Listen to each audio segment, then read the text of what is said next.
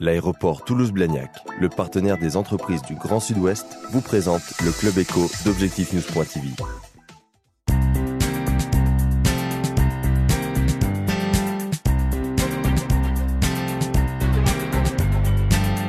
Merci de nous rejoindre sur ObjectifNews.tv. Thierry Suot est ce soir l'invité du Club Éco d'Objectif News. Bonsoir. Bonsoir. Vous êtes élu socialiste, conseiller régional, maire de Portet, vice-président de la communauté d'agglomération du Murtin, dite la CAM, et vous êtes plus spécialement en charge du développement économique.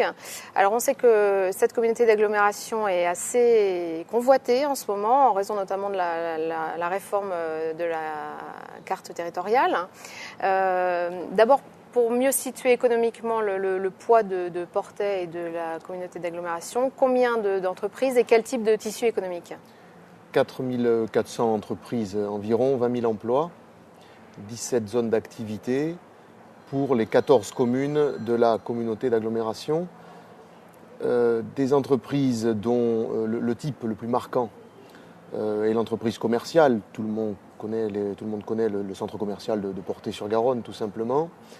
Mais une diversité tout de même, pour ne citer que quelques entreprises un peu emblématiques. Commençons par une des petites communes qui accueille Sterella, qui est versée dans l'électronique et travaille avec des équipementiers ou bien avec des services de l'État. Citons à Muret Pierre Fabre, ou bien encore La Croix qui a son siège social. Citons à Portet-sur-Garonne Carrefour, mais citons également Lindegas, ou bien encore Orange, ou bien encore Espèce, qui tout simplement produit et vend ensuite des clôtures. Donc vous voyez une diversité d'activités, même si encore une fois la dominante est commerciale. Quel développement économique vous envisagez, vous, pour cette zone, pour votre commune et pour les communes alentours ? Alors pour la CAM, d'abord un équilibre territorial, rééquilibrer en quelque sorte le développement en tenant compte des besoins ou de l'offre, selon qu'on veut l'appeler d'une manière ou d'une autre, des entreprises, des TPE, des PME, des entreprises d'artisanat, des entreprises plus grosses, commerciales, de production. Donc il nous faut sur l'ensemble du territoire avoir des propositions de zones susceptibles d'accueillir dans leur diversité les entreprises. Vous avez plusieurs projets là en ce moment. Absolument. Des zones d'activité. 3 petits projets, si je puis me permettre ce vocable de petits. C'est des zones de 14-15 hectares, La Bastidette, Aune et Saint-Lys, qui sont des projets de TPE, PME, artisanat, entreprises de commerce, mais des commerces de moyenne dimension, donc de proximité, pourrait-on dire. Un projet que des partenaires privés, sous la houlette du maire de Muret, poursuivent et finalisent, qui est le projet de 42 000 m² de surface commerciale sur la ZAC des Pyrénées, c'est à Muret.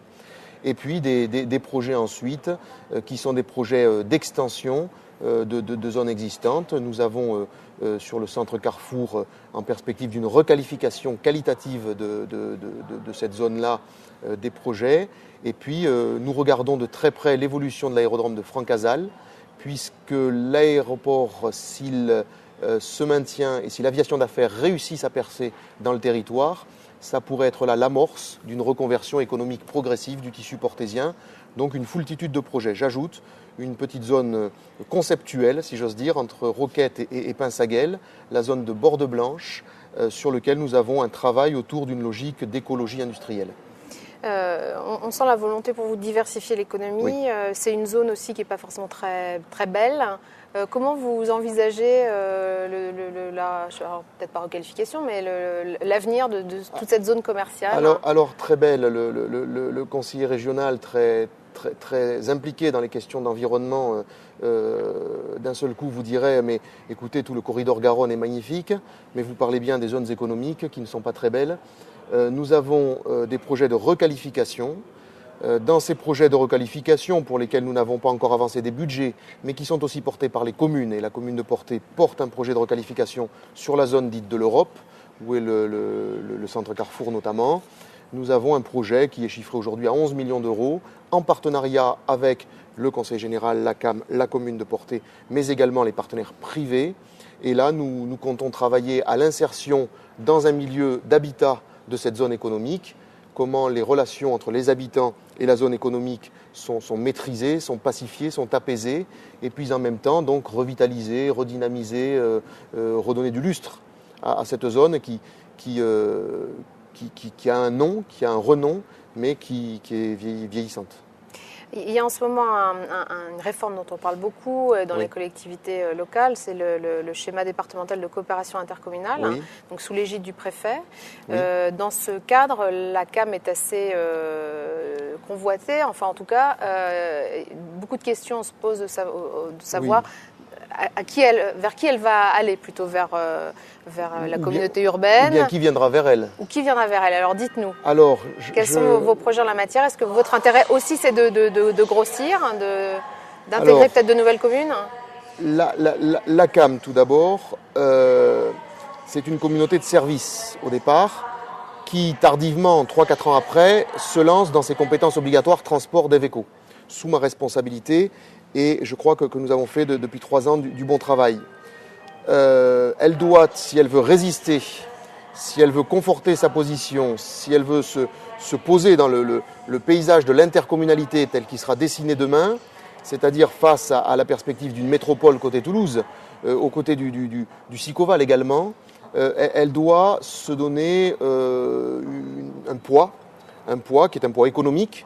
Donc je pense tout de suite à des poids lourds économiques, Plaisance du Touche demain avec la Ménude, Roques, Portet-sur-Garonne. Elle doit se donner un poids en population et donc je pense à un territoire élargi. Effectivement, je fais partie des 12 maires de la CAM sur les 14 qui pensent que l'élargissement à Axe Sud et à la Savo-Touche sont les conditions nécessaires et indispensables à la survie tout simplement de la CAM dans cette évolution intercommunale et dans les enjeux de difficulté à trouver de l'argent public, parce qu'une réforme que vous n'avez pas citée nous impacte durement, c'est la réforme de la taxe professionnelle, et qu'il faut maintenant que nous soyons novateurs, que nous soyons dans la volonté de nous mettre en dynamique, de nous tourner vers les autres, si nous voulons trouver aussi des capacités d'avoir des échelles suffisantes pour assurer les services et les compétences que la population attend de nous. Vous n'avez pas peur d'être oublié par le préfet par rapport à la communauté urbaine de Toulouse? Écoutez, j'ai rencontré monsieur le préfet au vœu du sous-préfet de Muret vendredi. Je n'ai absolument pas eu l'impression qu'il oubliait ni le maire de Portet, ni les élus du Sud, ni les élus de la communauté. Ce que je crois savoir, ce que j'espère tout du moins, c'est que rien ne sera imposé de l'extérieur, mais que tout prendra bien en compte le travail que produiront les élus, parce qu'eux aussi travailleront à produire des propositions, des réflexions auprès des services de l'État.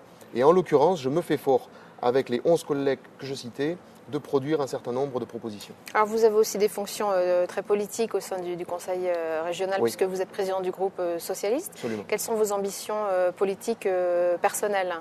Alors mon ambition personnelle, c'est que le groupe socialiste réussisse, et que ce soit véritablement un groupe. Donc je dirais, si vous me permettez cette formule un peu curieuse, que mon ambition personnelle est très collective. À titre strictement personnel de militant, je souhaite aussi réussite sur ma commune de Portet-sur-Garonne, à la CAM, à la communauté d'agglomération. Et puis, vous le savez, il y a un nouveau dessin électoral sur les circonscriptions. Donc je souhaite aussi que l'intelligence collective permette et aux socialistes de gagner la présidentielle et aux socialistes de gagner les élections législatives. Vous serez plutôt candidat aux législatives? Écoutez, aujourd'hui je suis candidat à être un maire disponible et accessible pour mes concitoyens, un vice-président de la CAM énergique et ambitieux pour la CAM, et à être le moins mauvais possible en tant que président de groupe socialiste à la région. Si d'aventure la possibilité m'était offerte de proposer ma candidature aux militants socialistes, je pense, pour être très honnête, que je le ferai. Merci Thierry Suot. De rien.